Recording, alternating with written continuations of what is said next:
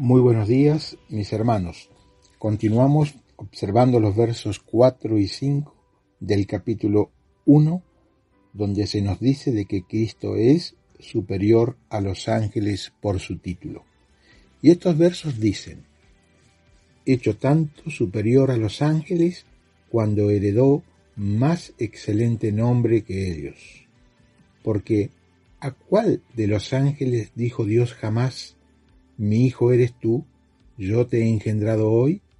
Y otra vez: yo seré a él padre y él me será a mí hijo. Jesucristo es mejor que los ángeles. Primero de todo, porque tiene un título mejor, un más excelente nombre. ¿Y a quién de los ángeles dijo Dios alguna vez: mi hijo eres tú, yo te he engendrado hoy? La respuesta, sin dudas, es: a ninguno. De ningún ángel ha dicho Dios: yo seré a él padre y él me será a mí hijo. Los ángeles siempre han sido ministros y mensajeros solamente. Cristo es el Hijo. A los ángeles se les creó para servir. Cuando el Cristo eterno vino a la tierra como siervo, de hecho como el siervo supremo, también adquirió el título Hijo de Dios. Por lo tanto, obtuvo un nombre o título mucho más excelente que ellos. En nuestra cultura no se le presta mucha atención al significado de los nombres, excepto por los sobrenombres. Y por lo general no se pretende una relación entre la personalidad del niño y el significado de su nombre, y que rara vez se conoce. Pero en los tiempos bíblicos, Dios escogía nombres específicos relacionados con el carácter o algún otro aspecto de la vida de la persona. Y el autor de la carta a los Hebreos era bien consciente de haber hecho una pregunta retórica. ¿A cuál de los ángeles dijo Dios jamás: mi hijo eres tú, y yo te he engendrado hoy? Pasaje del Salmo 2, verso 7. Y otra vez: yo seré a él padre y él me será a mi hijo. Esta última parte es tomada de Segunda de Samuel, capítulo 7, verso 14. Y se refiere al más grande de los hijos de David. Pasaje que podemos ver en Lucas 1:32 y Juan capítulo 7, verso 42. Y se toma de la promesa hecha por Dios a David, después de que David había expresado su deseo de edificar casa para Jehová. Pero la realización de su propósito tuvo que esperar al reinado de su hijo Salomón para la edificación del templo. Pero el Señor sí le construirá a David una casa, una dinastía, como también se refleja poéticamente en el Salmo 89. Y en esa promesa estaba la esperanza mesiánica de Israel. Tampoco ha dicho Dios a ningún ángel alguna vez: yo te he engendrado hoy, porque no es esta la forma en que los ángeles están relacionados con Dios. Y este pasaje presenta a los lectores judíos la sorprendente verdad de que Cristo es el Hijo encarnado de Dios. Y como hemos visto, Hijo es un título para el Cristo encarnado, aunque se había anticipado en el Antiguo Testamento que Él sería Hijo. Y no adquirió este título de Hijo sino hasta más adelante, cuando el Padre lo engendró. Antes del tiempo y de su encarnación, Él era Dios eterno con Dios. Y el término Hijo solo tiene que ver con Cristo en su encarnación. Y no se menciona en la Biblia en ninguna parte que Cristo haya sido hijo desde la eternidad. Cuando se habla de eternidad, en Hebreos capítulo 1, verso 8, dice Dios al Hijo: tu trono, oh Dios, por el siglo del siglo. Cuando se habla de la eternidad de Cristo, se usa el título Dios. Solo se lo llama Hijo cuando se está hablando de su encarnación. Y ese hoy, del verso 5, muestra que Cristo, se volvió Hijo en algún momento del tiempo, no en la eternidad. Su vida como Hijo comenzó en este mundo, y antes de esto, Él era Dios eterno. Por lo tanto, es incorrecto decir que Jesucristo es eternamente inferior a Dios por ostentar el título de Hijo. Él no es un Hijo eterno, siempre siervo de Dios, siempre menor a Dios, siempre por debajo de Dios. Y si bien es cierto que todo esto no es fácil de entender, no es fácil de comprender, pero todos estos títulos, de alguna manera, nos sirven para ayudarnos a entender la relación esencial de Cristo y su voluntad sometida al Padre para nuestra redención. Su vida como hijo comenzó en este mundo. Y la cita del verso 5, como vimos, que corresponde a 2 de Samuel 7:14, yo seré a él padre y él me será a mi hijo, enfatiza el futuro, pues las palabras citadas se escribieron cientos de años antes del nacimiento de Jesús. Y en el Evangelio de Juan, en el capítulo 1, los primeros versos, donde se nos presenta la eternidad y el carácter creador de Cristo, no se lo llama hijo, sino verbo. Y pocos versos más adelante, el verso 14 de este capítulo 1 del Evangelio de Juan, se lee que el verbo fue hecho carne. Y Juan no se refiere a Cristo como el Hijo hasta que fue hecho carne. De modo que deja muy claro, y no hay justificación para decir que Jesucristo es siervo eterno de Dios, o menos que Dios. Y podemos decir que hijo es un título humano, y no quedar atrapado en el pensamiento de que Jesús es siervo eterno de Dios. Él llegó a ser hijo por amor a nosotros, dejando de lado lo que era suyo por derecho, humillándose y vaciándose, como claramente lo dice el apóstol Pablo en Filipenses capítulo 2, versos 6 al 8. Y ahí nos dice, el cual, siendo en forma de Dios, no estimó el ser igual a Dios como cosa a que aferrarse, sino que se despojó a sí mismo, tomando forma de siervo, hecho semejante a los hombres. Y siguiendo con el pasaje del verso 6 del capítulo 1 de la carta a los Hebreos, leemos, y otra vez, cuando introduce al primogénito en el mundo, dice, adórenle todos los ángeles de Dios. Jesucristo no solo es superior a los ángeles por ser hijo de Dios, sino porque recibe adoración. Aun cuando Cristo se humilló, aun cuando se hizo inferior a los ángeles por un tiempo, los ángeles están para adorarlo. Y si los ángeles lo adoran, Él, Cristo, es mayor que ellos.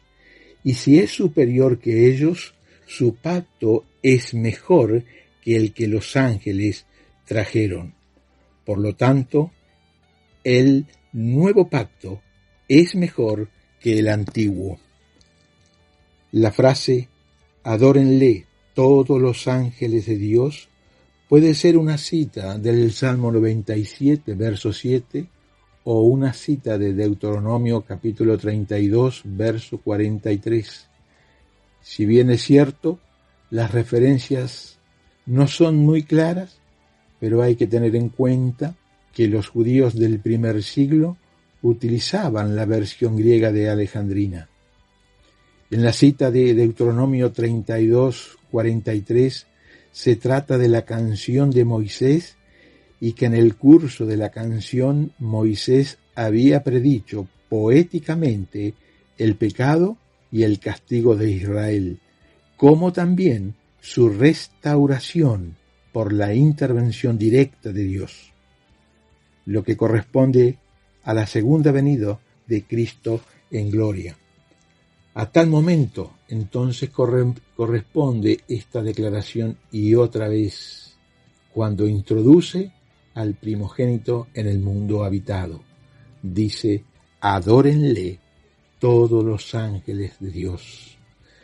Ya sean las naciones que se regocijen en aquel día, según leemos en nuestras versiones, o sean las huestes de ángeles que se le junten a ellas en adoración. Como también el salmista predijo que todos los ángeles adorarían a Cristo el Señor. Y creo que los judíos no debían sorprenderse con esta idea presentada aquí en Hebreos, pues estas palabras vienen de sus propias escrituras. Por lo tanto, los ángeles, lejos de igualarse al Hijo encarnado en gloria, tienen orden de adorarlo. Y nos podemos preguntar, ¿siempre han adorado a Cristo los ángeles? Sí, lo han adorado. Lo han adorado durante todo lo que llevan existiendo. Pero antes de la encarnación lo adoraban como Dios. Ahora también lo adoran como el Hijo, en su carácter encarnado. Este Hijo, el cual se hizo hombre, está por encima de los ángeles. Es el mismo Dios a quien los ángeles siempre han adorado. Y bien sabemos que es un pecado absoluto y una violación a las leyes divinas más básicas adorar a alguien diferente a Dios. De modo que, si el mismo Dios dice que los ángeles deben adorar al Hijo, entonces el Hijo debe ser Dios.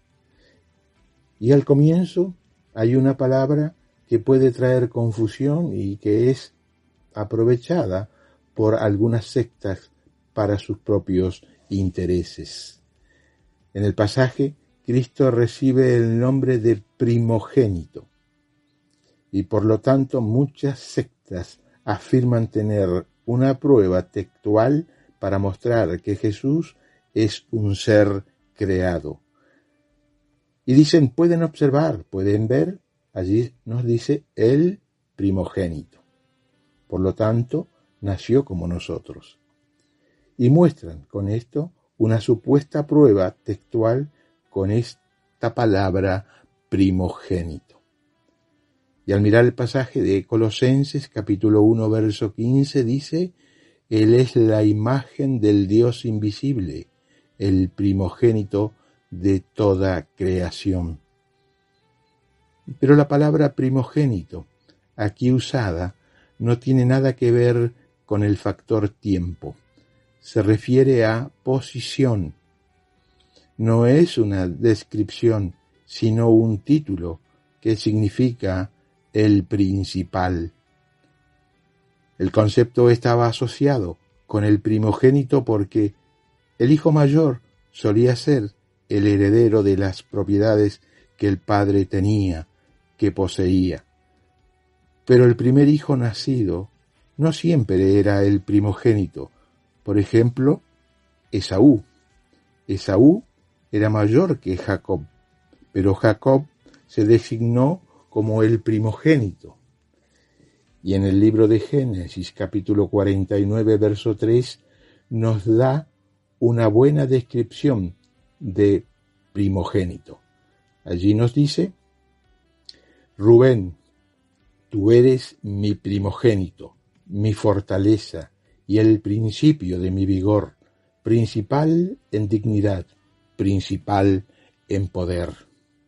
Por lo tanto, podemos decir que fortaleza, vigor, dignidad y poder son palabras que describen el significado que puede tener primogénito. No es una palabra de tiempo solamente, sino una palabra según su concepto, para el derecho a gobernar, una palabra para autoridad. Y Jesucristo es el primogénito supremo, Hijo supremo, con derecho a gobernar. Por lo tanto, esos pasajes no se refieren al nacimiento de Cristo como tal, sino a su soberanía. Y sabemos que Cristo es la cabeza del cuerpo, que es la Iglesia. Él, que es el principio, el primogénito de entre los muertos, para que en todo tenga la preeminencia. Colosenses 1:18. Cristo, el Señor, fue el primogénito de entre los muertos. Y nos podemos preguntar, ¿hubo resucitados antes de Cristo? Sí, por ejemplo Lázaro, como también las otras personas que Jesús resucitó durante su ministerio, todos los santos que resucitaron, que volvieron a la vida en la crucifixión del Señor. Mateo 27, versos 52 y 53, y muchos otros que ya se habían levantado de los muertos antes de Jesús. Por lo tanto, es obvio que dicho término no se refiere al factor tiempo. Y Cristo el Señor, como primogénito, es el más honrado, el más digno, el más alto, el más poderoso de todos los que han resucitado. Cristo es el mayor y está por encima de todos. Y mirando el verso 6, dice: y otra vez, cuando introduce al primogénito en el mundo, dice: adórenle todos los ángeles de Dios. Y aquí no se usa la palabra griega más común para mundo, cosmo, el universo, sino otra palabra, y que hace referencia a tierra habitada. Y Cristo no fue el primero en nacer en la tierra, pero es el primogénito, el principal, el que posee, tiene más honra, y que vino a la tierra ya habitada y donde ya habían nacido millones antes que él. Y el orden de las palabras en la versión Reina Valera, cuando dice: y otra vez, cuando introduce al primogénito en el mundo, puede generar cierta confusión, y el orden para más claridad sería: y cuando introduce otra vez al primogénito en el mundo, y así se pueda entender mejor, y que de nuevo se refiere a que Dios introduce a su Hijo primogénito en el mundo en otro momento. Y la pregunta es: ¿cuándo volverá a ocurrir ese de nuevo? Y veo una respuesta posible: es en la segunda venida. Dios ya ha introducido a su Hijo una vez y lo volverá a hacer, pero será en gloria resplandeciente como Rey de Reyes y Señor de Señores. Y el verso 7 de este capítulo 1 nos dice: ciertamente de los ángeles dice el que hace a sus ángeles espíritus y a sus ministros llama de fuego. Este verso nos muestra las diferencias básicas entre la naturaleza de los ángeles y la del Hijo. Y puesto que Cristo creó a los ángeles Colosenses 1:16, Cristo es superior a ellos. Y no solamente Él los creó, sino que son su posesión. Sus ángeles son sus siervos creados, sus ministros, que sus espíritus y sus llamas de fuego.